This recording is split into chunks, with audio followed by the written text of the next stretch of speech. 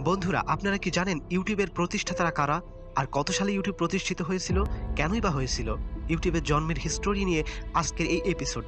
আপনাদেরকে জানাতে চলেছি ইউটিউবের ইতিহাস সম্পর্কে বিস্তারিত। তো চলুন শুরু করা যাক।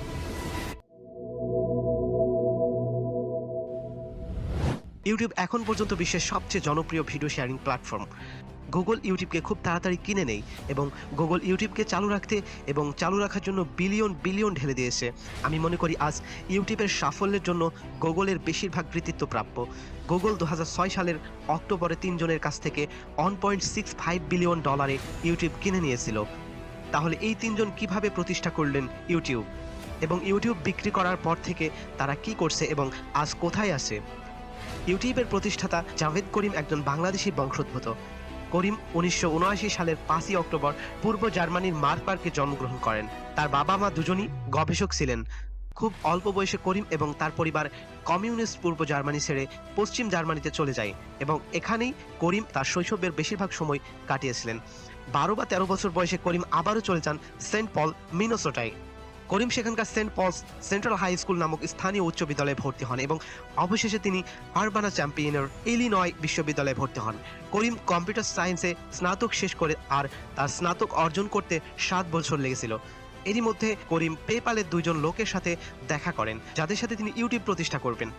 করিমের মতে ইউটিউব তৈরির অনুপ্রেরণা তার অনলাইনে 2004 সালের ভারতীয় সুনামির ভিডিও ক্লিপগুলি খুঁজে না পাওয়া থেকে এসেছে, যার ফলে একটি ভিডিও শেয়ারিং সাইটের ধারণা তৈরি হয়েছিল। তখনই করিম এবং পেপ্যালের 2 বন্ধু একটি ডোমেন youtube.com কিনেন। ইউটিউব শুরুর পর এর জনপ্রিয়তার জন্য তারা ক্রেগলিস্টে পোস্ট করেন, যাতে আকর্ষণীয় নারীদেরকে $100 পুরস্কারের বিনিময়ে ইউটিউবে নিজেদের ভিডিও আপলোড করতে বলেছিল। এমনকি প্রথম দিকে সাইটের প্রতিষ্ঠাতারা যে কোনো ধরনের ভিডিও আপলোড গ্রহণ করার সিদ্ধান্ত নিয়েছিলেন, ছিল না কোনো রেস্ট্রিকশন। করিম সর্বপ্রথম ইউটিউবে প্রথম ভিডিও রেকর্ড করে পোস্ট করেন। জাভেদ করিম ইউটিউব তৈরিতে সবচেয়ে বড় ভূমিকা পালন করেছিলেন।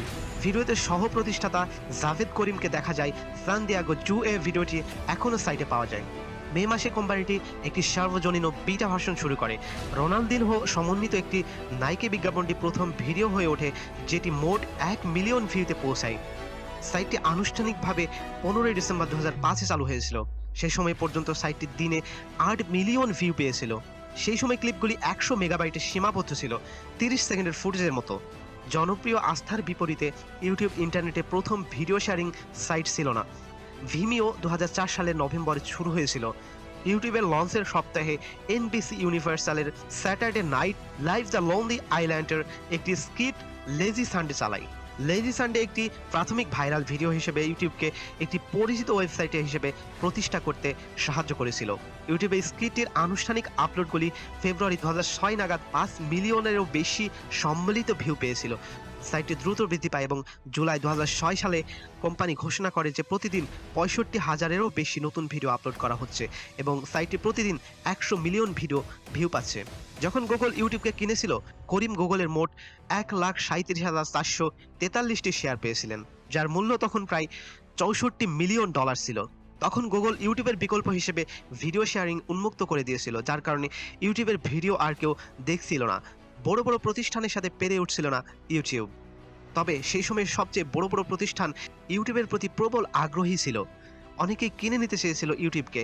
প্রথম দিকে নিজেদের অসাধারণ আবিষ্কারকে এভাবে বিক্রি করতে চাননি তারা। তবে ইউটিউবের বিকল্প হিসেবে অনেক প্ল্যাটফর্ম তৈরি হওয়ায় সাধ্য ছিল না তাদের সাথে পেরে ওঠার। তবে করিম যদি সেই সময় বাজি ধরে এগিয়ে যেতেন, তিনি সহজে আজ কোটিপতি হয়ে যেতেন। কিন্তু করিমের সত্যি বিলিয়নারের লাইফস্টাইলের প্রতি কোনো আগ্রহ ছিল না। যাই হোক, পরবর্তীতে করিম বিলিয়নার হওয়ার পথের বিপরীতে শিক্ষার পথে নেমেছিলেন।